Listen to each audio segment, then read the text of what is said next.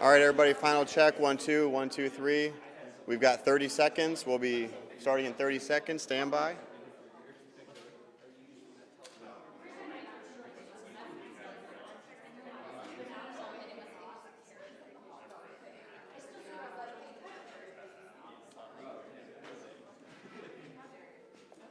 Morning, everybody. Morning.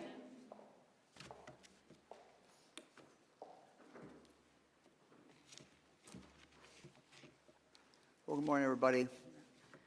Today I'm joined by State Senator Jane Timkin, former Second Lady Tina Husted, Andy Brenner, and John Marshhausen, Superintendent of Dublin City Schools, as well as my wife, Fran.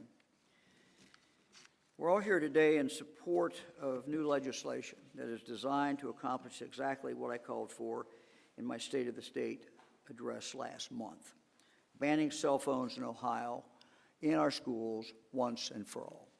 It's time to do that.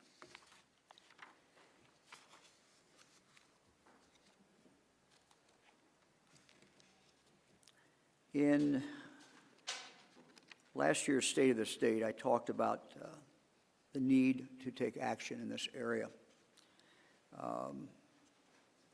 We need to be sure that our classrooms, frankly, are now cell phone free. Senator Timkin took the language that was actually passed or that we talked about in the State of the State and created a standalone bill, Senate Bill 158. That bill will ban student cell phone use during school hours. I want to thank her for taking that action. It is really time for us to do this. We all know that screen time is very, very addictive. Cell phone hazards, though, go even beyond that. Just having a phone nearby means students are receiving constant notifications all day long. Those notifications make it nearly impossible for students to focus and to learn. Studies consistently show that access to cell phones during school hours negatively impacts student learning and academic performance.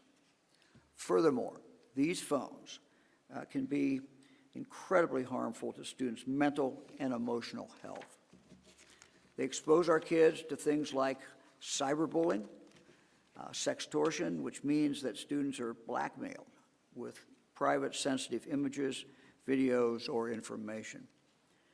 Both of these factors increase the risk of suicide among our children. Tina Husted and her husband, John, our former lieutenant governor and Ohio's newest U.S. senator, have been really leaders for a long, long time in protecting our kids from these hazards. And they have been working hard to make a difference. I want to thank them for all their work in advocating for our kids' safety online. We'll hear in a few moments from Tina. Last year, as I said, I asked the legislature to require every school district in the state to come up with a plan to minimize the use of cell phones in schools.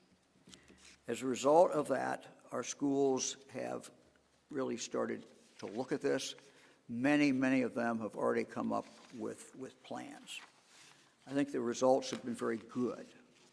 We've heard repeatedly from teachers, principals, school board members, superintendents, and parents who say that when cell phones are banned during the school day, schools transform before their very eyes.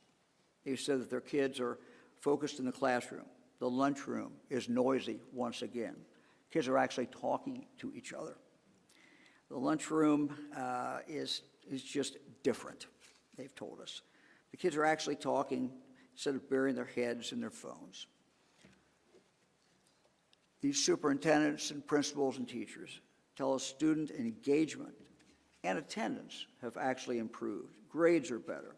Socialization is improving and becoming more positive. The number of students being disciplined is down. All the numbers have improved. Even communication between students and teachers has improved because they have more opportunities just to interact with each other. As a country and as a state, we've learned much in this past year. Again, a year ago, we asked for the studies, or for the plans to the schools to study this, schools to come up with a plan and to implement that plan. But as we've looked at this and what has happened, and have seen the great results from the schools that have actually banned the cell phones, I think the jury is really returned on this issue. I think the evidence clearly shows from what we've seen across the state that every school in the state needs to ban the phones. It's time for us to finish the job. It's time to ban cell phones in every Ohio school. Senator Timkin's bill will do just that. And now I'd like to ask Senator Timkin to talk a little bit about her bill. Senator?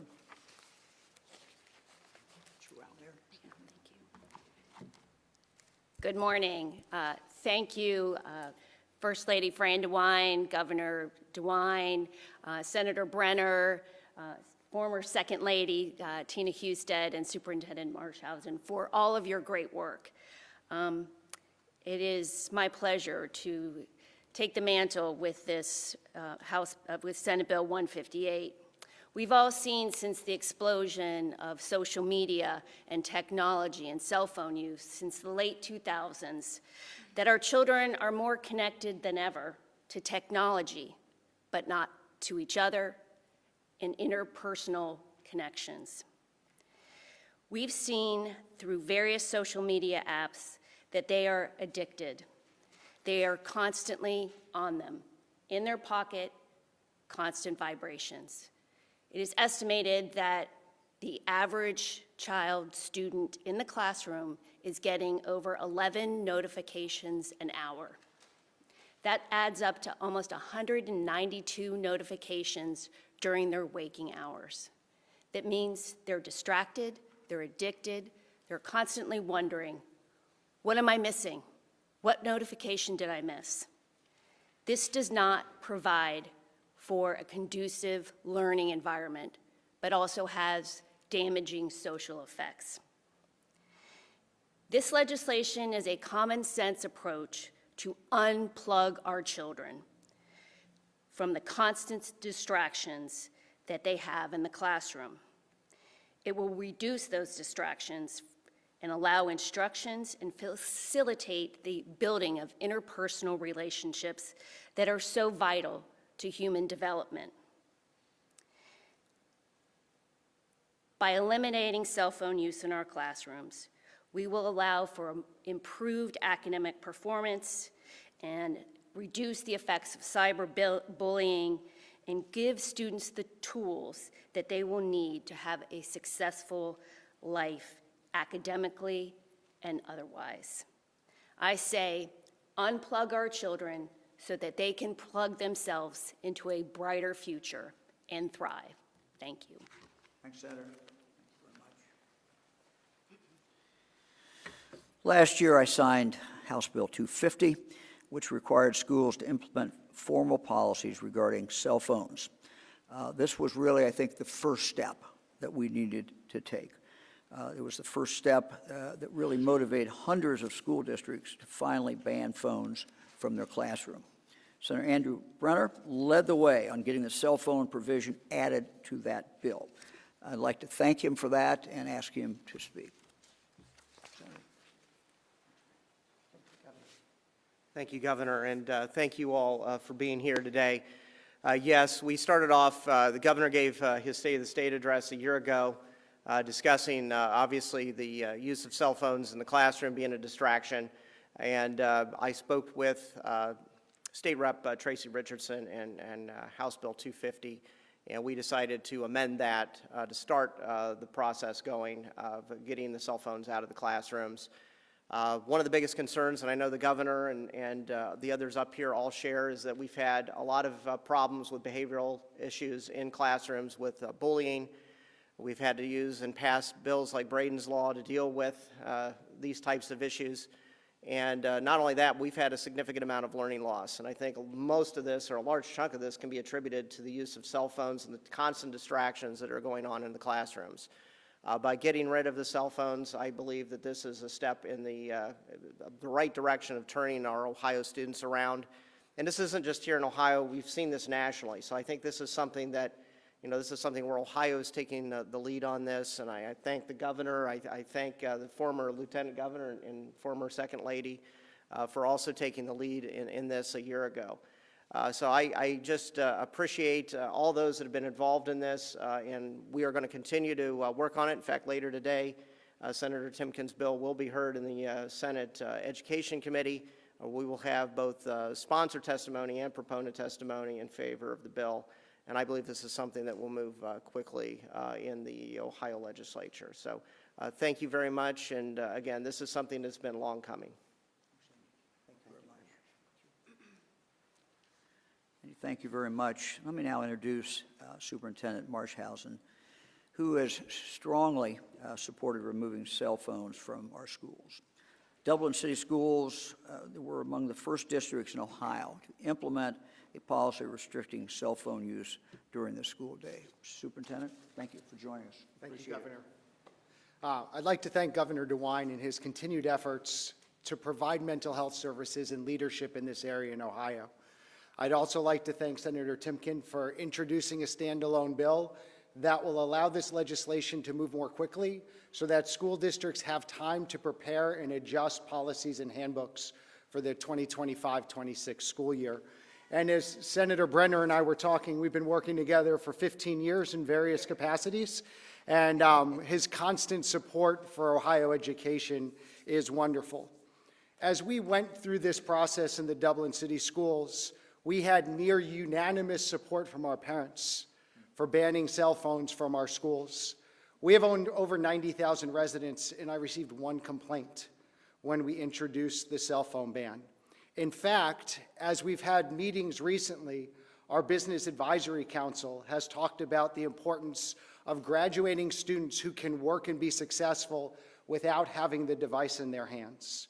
Our PTO Presidents Group has met and joined us as a district as we launch a campaign this spring to provide resources to parents when it comes to what can parents do during the summer months when it comes to parental controls on your phone, knowing what apps your students have, and when is it okay for a student to download certain apps at home.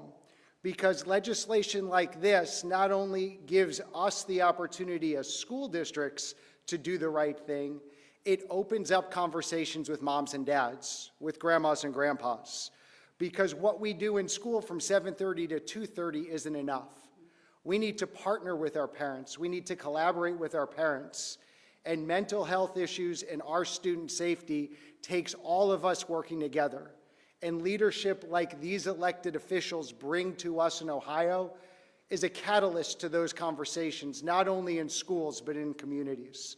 So we're grateful that this bill hopefully moves fast through the legislative process, gets to the governor's desk so that as school districts, we have the opportunity to work this summer with our families, to work with our principals and teachers, to make sure that we give Ohio students every opportunity to be successful when they graduate.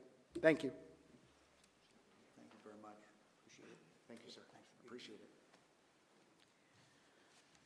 Senator Timkin's bill is one more way that we can use to make sure our children's cell phone use is really within healthy and productive limits. Another of those avenues is Braden's Law. Earlier this year, I was proud to sign Braden's Law, which takes effect actually tomorrow. The law is named after Braden Marcus, a 15-year-old Olentangy High School student from here in Central Ohio. Braden was the victim of a financial sextortion scam, which again means that someone attempted to publicly blackmail him with sensitive, private images, videos, or information. Unable to see an alternative solution, Braden tragically took his own life. Just a horrible, horrible tragedy. His family members, parents Jared and Jennifer Marcus, and sister Ella Marcus, were not able to be here with us today, but they were key in making Braden's Law possible, and we thank them for that. Tina Husted was also very much involved in getting this done. As the mother of 2 teenage daughters, Tina is certainly passionate about this topic. She's joined us today to discuss not just Braden's Law and the role parents must play in keeping their kids safe online, but looking at this really from a holistic point of view. What do parents do when their children are not in school for the rest of the time, during summer and during after-school hours? Tina, thank you for joining us. We appreciate it very much. Thank you so much, Governor. Thank you, Governor and First Lady, for your leadership. We know you love our families and our children. We're very, very grateful. Thank you, Senator Timkin. Thank you, Senator Brenner, and Superintendent Marchhausen. We've talked many times, and this is a team. This is a team effort, and we're super, super grateful. I also want to just thank the General Assembly for the work that was done on Braden's Law and the cell phone policies in schools that we've been continuing to address. This is such an important issue. So thanks to them for sounding the alarm. And that's kind of what I've been thinking about, is sounding the alarm to our families and to our parents. Online safety for our children is one of the most critical issues of our time. We must be leaders in our state and our country for the safety, mental health, and physical health of our children. I've compared online use to smoking back in the 40s and 50s. We didn't know what we didn't know. And now we know it causes cancer, emphysema, and other health issues. And now, after 12 plus years of smartphone use since 2012, we know that excessive use has resulted in a sharp increase of mental health issues for our kids.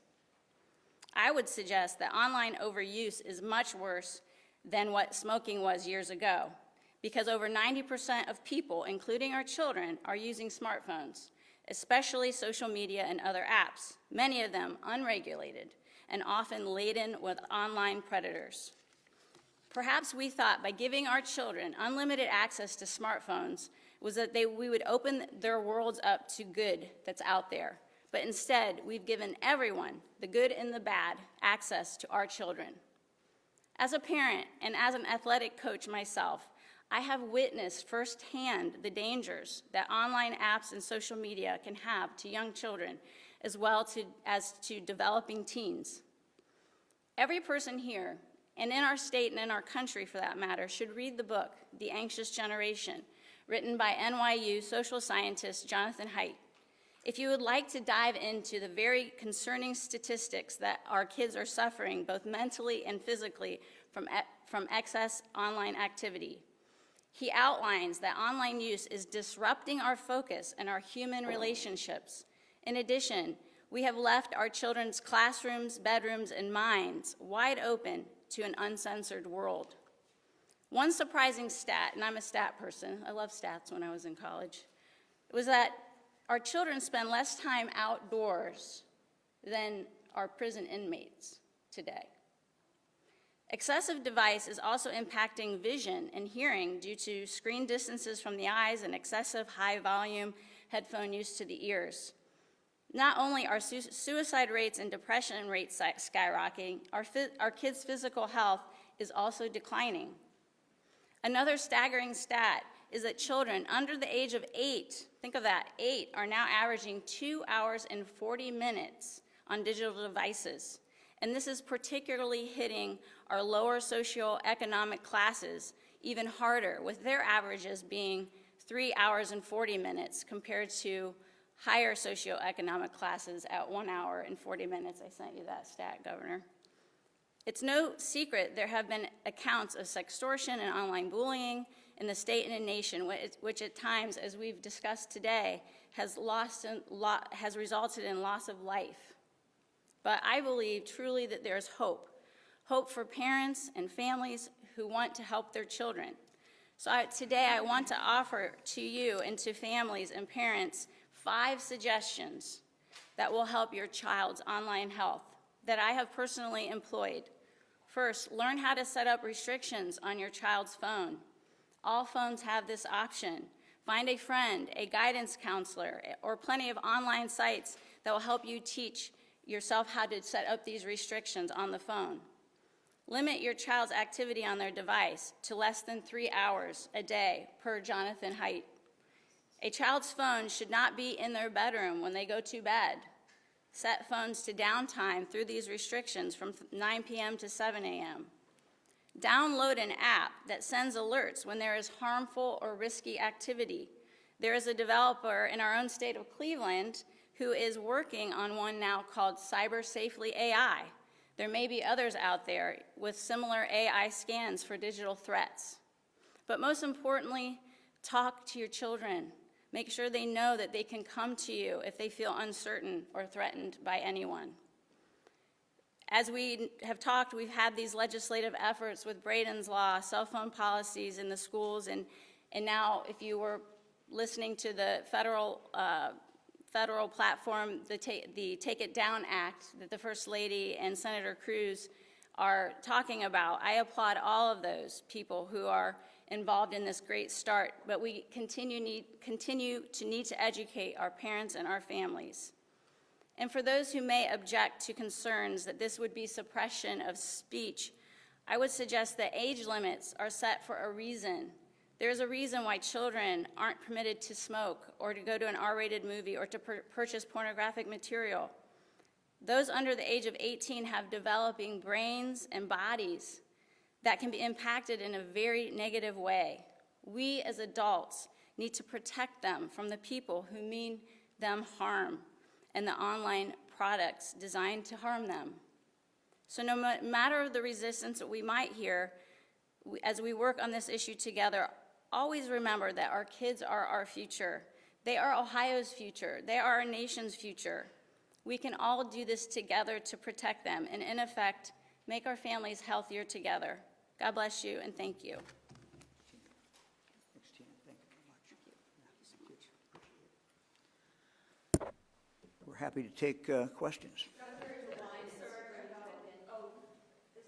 Concern about a one-size-fits-all approach, or that some students may need to contact their parents during the day for an emergency? Certainly, schools can work out those exceptions. I think the language legislation would allow that.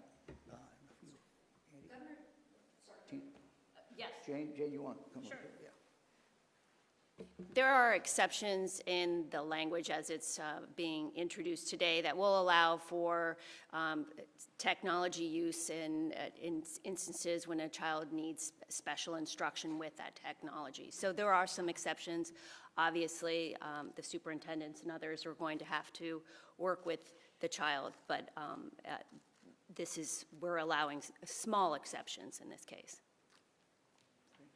Governor DeWine and Superintendent Marshausen, at a Dublin City Schools event 1 year ago, you both said you wanted decision-making on this to stay local. Superintendent, you told me anytime that schools can make the decision without having there be a law, that's better for all of us. So why the change of heart in just a year? Yeah, let me start, and then the superintendent can answer. I think, as you know, I'm a great believer in seeing what works. I'm a great believer in looking what happens out in our different communities, in this case, to see what's been happening for the last year in regard to our schools. And last year, we took a big step, and we asked every school to come up with a plan. The goal of the plan was to minimize the use of cell phones. We've now watched this unfold, and a number of our schools have implemented a plan. A huge number of them have implemented a plan. Now we've had the opportunity to talk to the schools, talk to the superintendents, the principals, the teachers, the parents in those schools to see what the reaction has been and how they think it's been working. How's it working? And it's come back just a huge result and a whole indication very, very clearly from school after school after school that banning these cell phones has been exceedingly helpful. They've talked about discipline problems going down. They have talked about those who banned it during the lunch hour. The lunch hour has been totally changed. Instead of everybody looking down and no one communicating or communicating this way, they're actually looking at each other and talking, and they're laughing, and they're doing what kids normally do. So the result has been, I think, overwhelmingly indicate that our children in Ohio are better off with no cell phones during the day. And so just as we said that the jury has returned in regard to the issue of science of reading and sounding words out and using phonics, and we went to the legislature several years ago and we asked them to do something we don't do very often, and that is to have unity in the state, and that every school would have to use the science of reading. Just as we did in this case, this is just as serious. And this is a very, very serious matter. It's interfering with kids' lives. It's interfering with their ability to read. And we have seen now in the schools that have implemented this great, good, very, very positive results. And so, it's my belief and the belief of some legislators, we'll see what the legislation does, but that we should cross this next bridge. We took one big step last year. Now we're going to finish the job. Who else? Governor, do you plan on watching the HBO Ohio Confidential next week? It's the Alex Gibney film documentary about House Bill 60. Oh, I don't know. I'll report back. Families have told me that because of what they call Ohio's lax gun laws, they're worried that their kids won't be able to reach them during an active shooter situation. What do we do when there is an active shooter or a Yeah. lockdown going on? So I'm going to ask for some help from the superintendent, but I'll start off with this. Schools with advice from experts have been working very, very hard to have a protocol and to follow that protocol. I think most experts look at this and think the use of cell phones many times will interfere with the execution of that protocol. So let me ask the superintendent if he'll talk maybe a little bit about what your perspective is on that. One of the realities in today's environment is we all do safety drills on a regular basis. We now do active shooter drills on a regular basis. And at each step along the way, our staff's response, our communication with our first responders, and those steps that are taken to keep children safe don't include the children having cell phones. We all have reunification plans. So in the event that the unimaginable were to happen in one of our schools, we have drilled and practiced reunification plans with first responders, teachers, law enforcement to ensure we can get information to parents as quickly and as accurately as possible. None of those plans involve student individual communication with their parents via cell phones. I understand there's fear, and God forbid something like that happens in any of our schools.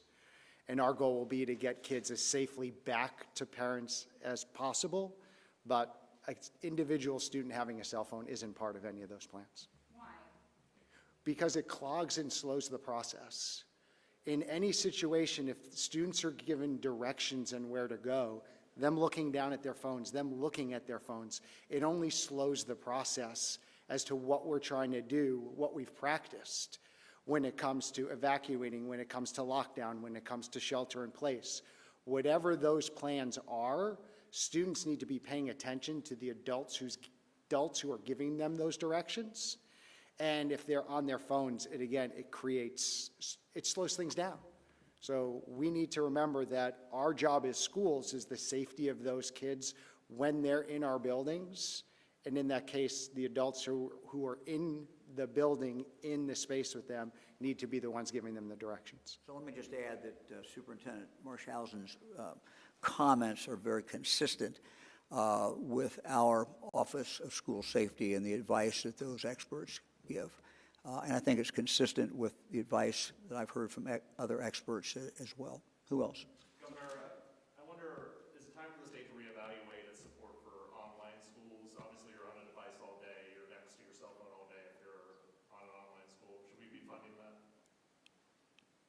look, I think we should constantly be reexamining what we're doing in life, everything we do in public policy, at least to see what works, what doesn't work, what problems are there, what unforeseen problems are created. So I think we should always be open to examination.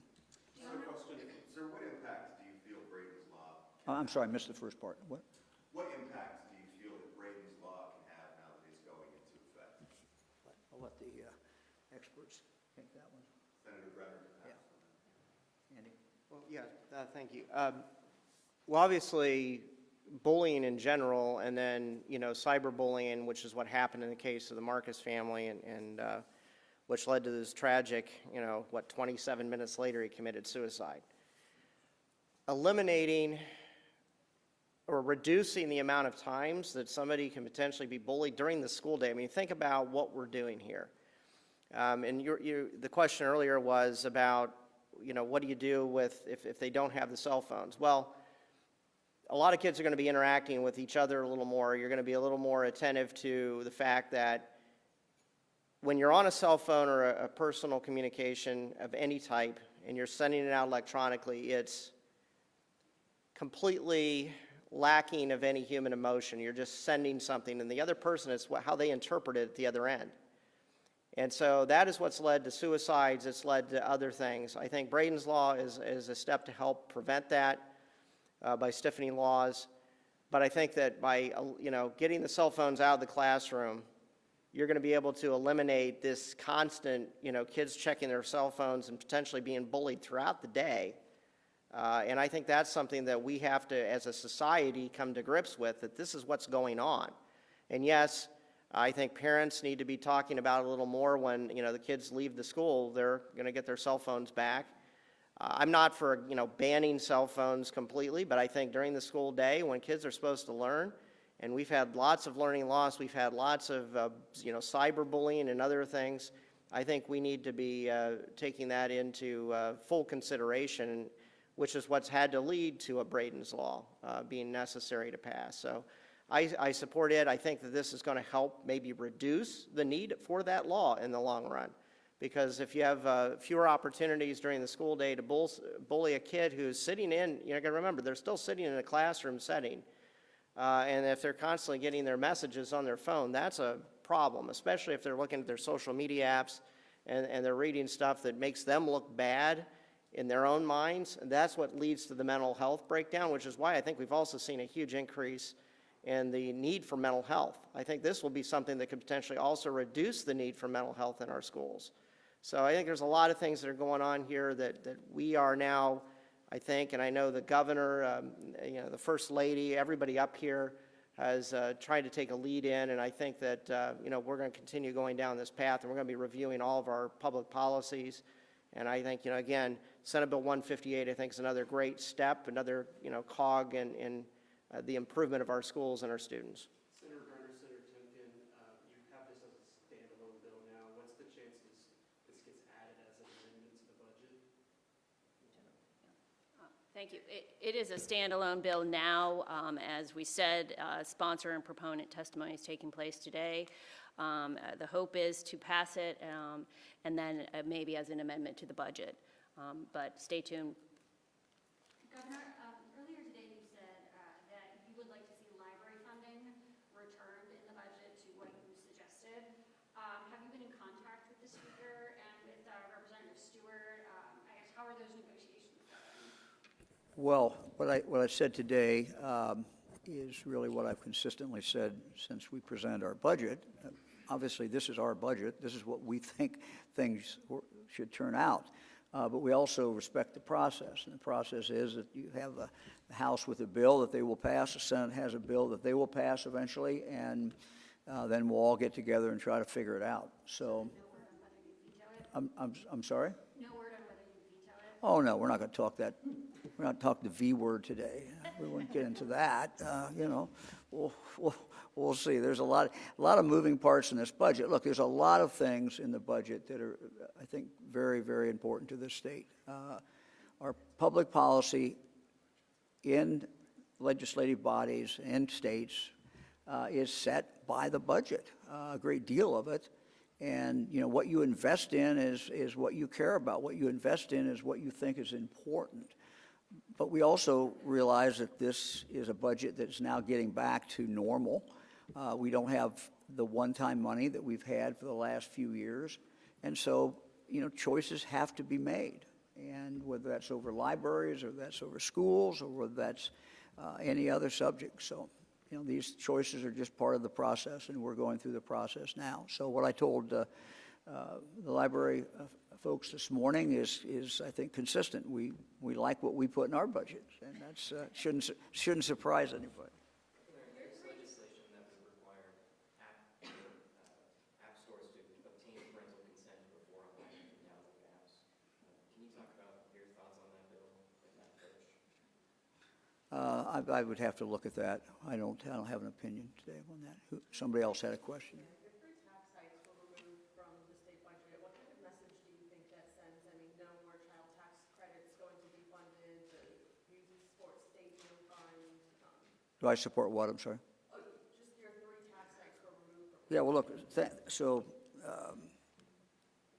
I think one of the very important things that we have in our budget is a $1,000 child tax credit. This is going to enable working families to make it easier for them. They have the choice of how they spend that money. It's entirely up to them. If you have both parents who are working outside the home, they could use it to pay for a portion of their child care. But they also could use it for anything else. If you have a family where one of the parents is staying at home with children, the other is working outside the home, you know, they could use that for anything that they need. $1,000 doesn't solve every problem, but it's $1,000, and that's per child for children under the age of 7. So it's 1,000 or 2,000, sometimes 3,000. It's significant. You know, if we want to talk about tax cuts, this is the most effective way that we can spend money. It's the most effective tax cut that I can envision, because it goes to support the most important thing in our society, our families. However these families are constituted, these families are the core of our communities. They're raising the next generation. We're talking about working families. We're talking about families who, in some cases, are having a difficult time. They're struggling to make ends meet. So this is very, very important. And, you know, I consider it very important. I think it would be a major step forward for the state of Ohio as we work every day to make Ohio the most family-friendly, most child-friendly state in the union. We have time for one more question. I have a question about the Browns bond package. Have you seen? I thought we might get through the whole Have you seen any financial analysis of the Browns bond package for the stadium from your budget director, Ken Newman? Yes? And what are your thoughts? Well, at some point, I think that will be released. I have read it. You know, I didn't agree with all of it. Agreed with some of it. But I think for me, the issue is much bigger than the Browns. And I know we always talk about this as being a Browns issue. It's not really so much a Browns issue. We have a challenge to meet, and that challenge is that we have more professional sports teams today than we've had in the past. The stadiums cost more to build. They cost a lot more also to rehab, just a phenomenal amount of money. And we are going to face this as a state for years and years and years into the future. How are we going to pay for these? How is the state going to contribute? And we can argue that the state shouldn't contribute, but the reality is the state has contributed in the past for the last 50 years. And other states are doing it we value our sports teams. So the likelihood is that we will want to, as a state, contribute in the future. How's the best way to do it? The reality is we cannot afford anymore to use general fund dollars to rehab stadiums or to build new sports stadiums. We do not have the money to do it. That money directly competes with education. It directly competes with money that we could use to help people with a mental health challenge, people who have a drug addiction, early childhood development. All of these compete. But there is an avenue open for us. It's a wonderful avenue because we could write this so it doesn't involve taxing any Ohioans. Any Ohioans. 97%, 97.5% of all sports gaming is online. The vast majority, well up into the high 90s of that is from companies that are outside the state of Ohio. They're not employing anybody, not contributing anything. So we have the opportunity to do it, and that is to raise the fee, the tax, whatever you want to call it, on them. Doesn't raise it on Ohio citizens, raises it on these out-of-state people who are making the most money, making hundreds of millions of dollars every year from Ohioans. It's only fair that they should pay something more and have that money go to the stadiums where the activity is taking place, where they make all the money from. So this is an easy one. Don't tax Ohio citizens, tax people who are out of state, tax people who are already making a massive amount of money from Ohioans, and use that money for two big purposes. One, to take care of whatever obligation we think we have as a state to help the stadiums, the professional sports that we all love in Ohio, but also that money will be used, under my plan at least, that money would be used for youth sports as well. So, and that is about, whoa, both of you, hold on. That's $150 million to $180 million a year, we believe. I'm told that 150 is a very, very conservative amount of money. That money we can use and can accomplish. Follow up. Release that. You said the budget director, she's going to be releasing it at some point.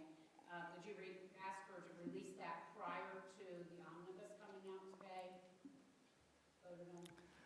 I don't know about that. I mean, we're trying to follow the law and make sure we do it the right way and make sure that there's no information that is released that would be not legal for us to release. So the lawyers are trying to figure that one out. So. The budget actually cuts the Imagination Library by $4 million. How is this going to impact the program? Want to take that? Want me to take it? I can take it. Thank you. Look, this is a very great program, and as Fran has talked about, we've mailed out, I think, about 20 million books since we started. It's available to every child in the state of Ohio, 0 to 5. We've done it with a partnership, and the partnership is between the legislature and the taxpayers of Ohio, who put basically half the money in. The local communities raise the other money. So, look, all of the things that we presented in our budget, obviously we like, and I'm sure that the legislature that has supported the Dolly Parton Imagination Library will continue to support the library. Want to add anything? No? Okay. Thanks, everybody.